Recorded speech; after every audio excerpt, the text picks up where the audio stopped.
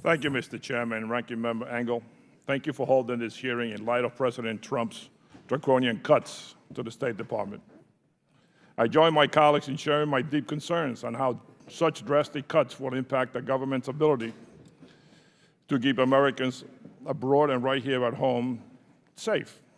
As ranking member of the Western Hemisphere Subcommittee, I have seen firsthand how U.S. engagement is critical in achieving our goals. Without U.S. presence in the region, countries like Russia, Dana, and China are waiting to take charge in the countries closest to our borders.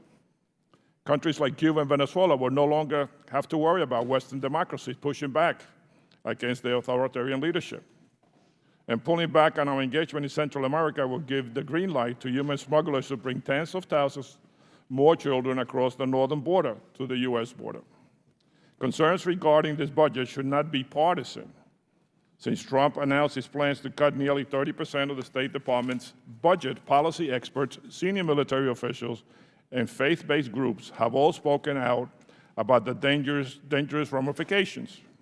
Over 100 Christian leaders, including the 2017 inauguration speakers of Cardinal Timothy Dolan and Reverend Samuel Rodriguez, who wrote to congressional leaders on March 16th and stated that it is our moral responsibility to urge you to support and protect the international affairs budget.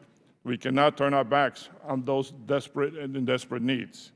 Mr. Chairman, I ask that the letter be submitted for the record. And without objection.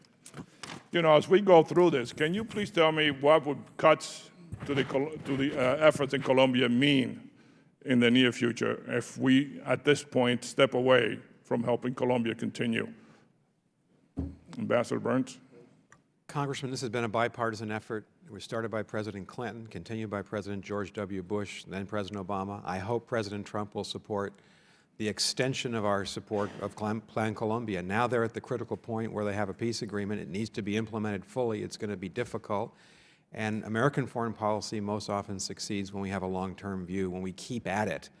And I hope that the Trump administration will keep at this in the tradition of its predecessors. Can you comment on that? No?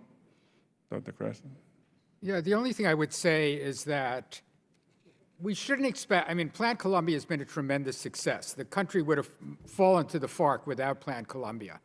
But we shouldn't hope for too much. As one of your colleagues pointed out, there's actually more cocoa being grown in Colombia now than was the case 20 years ago. So all I would say is don't expect miracles. I think we've got a pretty good administration in Colombia. Our help has been effective. It has provided better security in the country. It doesn't mean that the place is going to become nirvana, in the next decade. So just modest objectives. I'm also concerned about the Northern Triangle countries and our engagement in trying to get the youth involved. I was recently in Guatemala and Honduras, and they were very concerned about these cuts. Can you talk a little bit about if we pulled away and just not participate with any of the social programs that we have been implementing lately?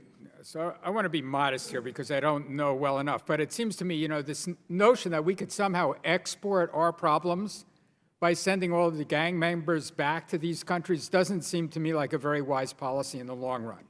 So I think we need to continue to be engaged in these programs, again, without the expectation that they're going to turn into Switzerland or wherever, but where they could be more reasonable places, especially for younger people. Anybody else? I think these are very important programs. I'm not an expert on them, but I'm familiar with them, and we have to have a commitment that's ongoing to the people of Central America, given the symbiotic relationship we have with them, people to people across the border. I've kept my mouth out of this because I don't know very much about Latin America. The case that is the right one to make is that people will come and try to immigrate illegally to the United States when the situation in their homeland is untenable.